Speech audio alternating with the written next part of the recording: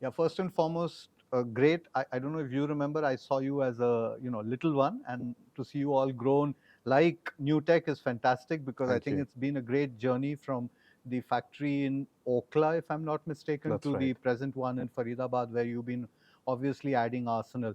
So Yeah. first and foremost, congratulations about the award, and what does it mean for Nutech, the family, and in terms of the work that you're doing?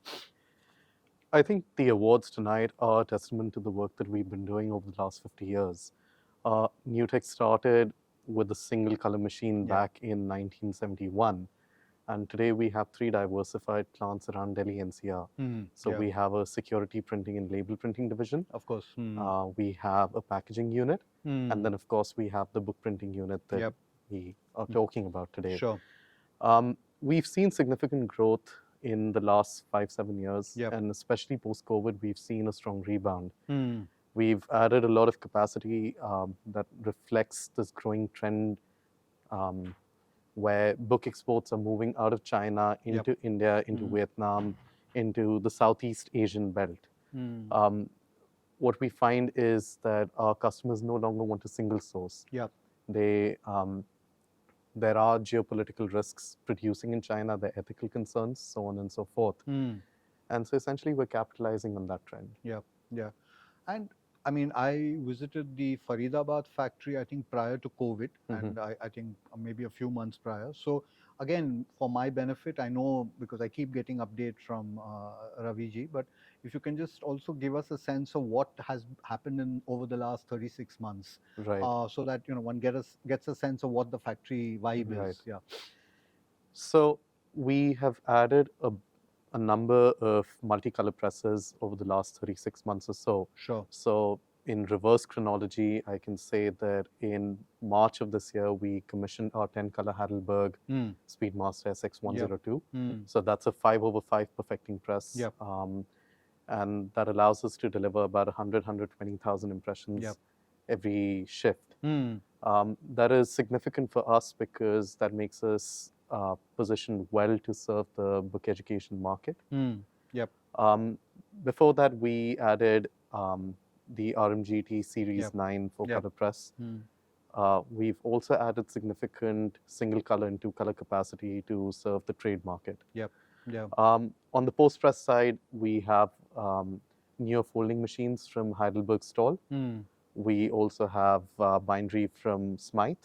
So we Oh, have a okay. 12-station collator plus sewing line. We have one from Astor as well. Okay. And then obviously finishing equipment, UV, foil, so on Hmm. and so forth. Hmm. So what's changed? I mean, coming back to, I mean, I'm going back and forth, I know, but Yes, you mentioned exports, etc., and our data also, whatever empirical that we have collated, yes. seems to suggest that. So we're seeing two things. One is, of course, growth. Mm-hmm. Secondly, we're also seeing growth from unexpected organizations, in the sense that new heroes being born. Yeah, So obviously, there's a churn that's transpiring, which probably we are not picked up domestically, but there is right. something that overseas customers are picking up. So other than all the geopolitics and Mm-hmm. everything else that's happening across national boundaries, what is the reason why you see the book which is manufactured in India is gaining currency? I mean, is it because we are delivering better manufactured books, Mm-hmm. for example, post press and binding a book together, ensuring that the spine is the way it should behave, Yes, etc., is something that we were dodgy about. Has that improved, and what is the conversations you're picking up? I believe so. Yeah. I think one, there has been a certain amount of consolidation within the book printing companies in North India. Hmm. We see, the survival of the fittest really play out in this sense. Yeah. And as companies are maturing in the book exports market, we see investments also becoming more significant. So as you mentioned, there have been investments significantly into post-press equipment, Hmm. finishing equipment Yep. that really defines how the final product would look like. Hmm.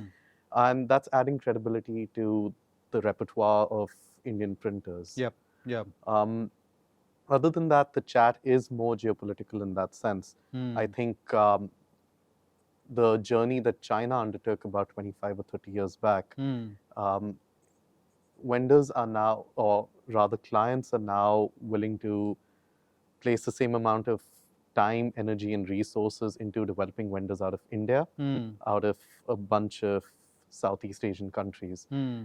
And really, we have been able to find niches in this market where we feel we have a good understanding of the product, we're able to compete well, and really churn out So when you say niche, what do you mean?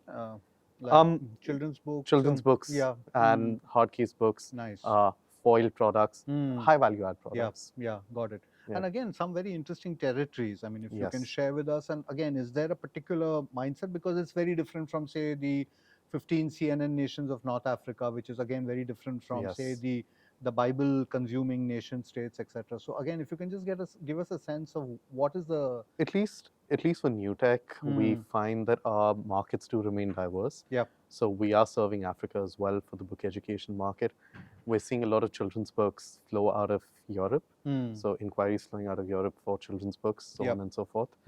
North America seems to predominantly want to shift out of China. Yep. There is a strong political will to produce elsewhere. Yep. And so we're seeing significant tailwinds from there that are pushing us to develop our capability and capacity to serve their needs. Yeah.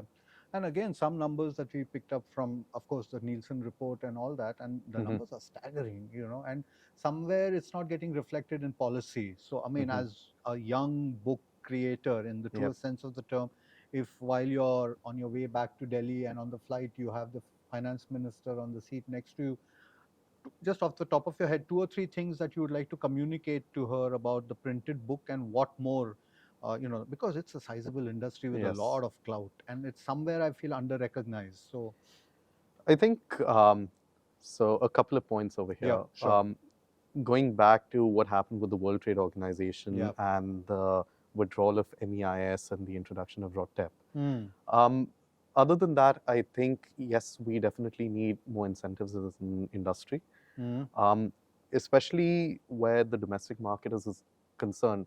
I think a lot of book printers find that the inverted duty structure affects their ability to competitively or compete effectively. So that's one. That's one. Second, I think incentives along the supply chain, along the printing supply chain. So, for example, high raw material prices and paper availability do remain a challenge. And so you're sort of alluding to Maplitho being whatever it correct. is. Yeah. We see very volatile trends in the paper industry, especially post COVID. We're not seeing significant capacity expansion in the A grade segment, and especially when you're catering to the export market, you want a good A grade sheet. Yeah.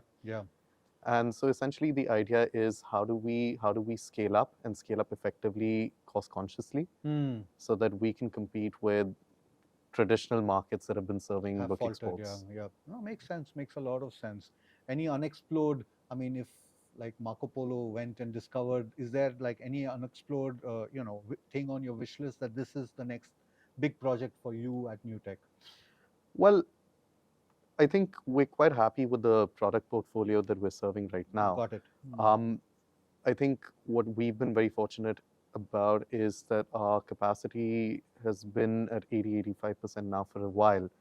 And we've recently broken ground on a second facility. Okay. So we have an acre of land right next to the Faridabad fire. Oh, nice, yes. Nice. So the existing factory sits on a 2.5 acre parcel. Yep. And so we had built up about 1 acre of land, and now we're building up the second acre as well. Essentially, that allows us to install more machinery, have more work in progress, and effectively serve the same. Will it be faster? I mean, turnaround in terms, because the idea is to have faster throughput. Yeah, got it. And so essentially, we want to churn out inventory faster and deliver to our customers quicker. Yep.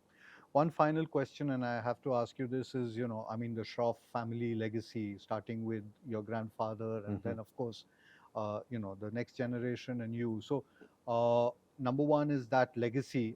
Sometimes I suppose, you're doing what you're doing, but you have this entire past or the ghost of the past watching you.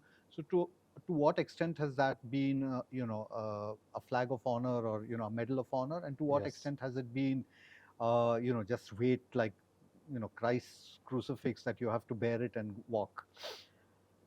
I think I've been fortunate in that sense that it hasn't felt like a crucifixion. Yes. Not yet, at least. But I think growing up, my grandfather, Mr. K.L. Shroff, he was an industry stalwart, Yep. and we always knew his place in the printing industry. Yep. Yep. And my father and his brothers, they have carried on that legacy, and now Sure. we're seeing the transition to the third generation, where my cousins and I, we're taking over the respective Sure. divisions. Mm.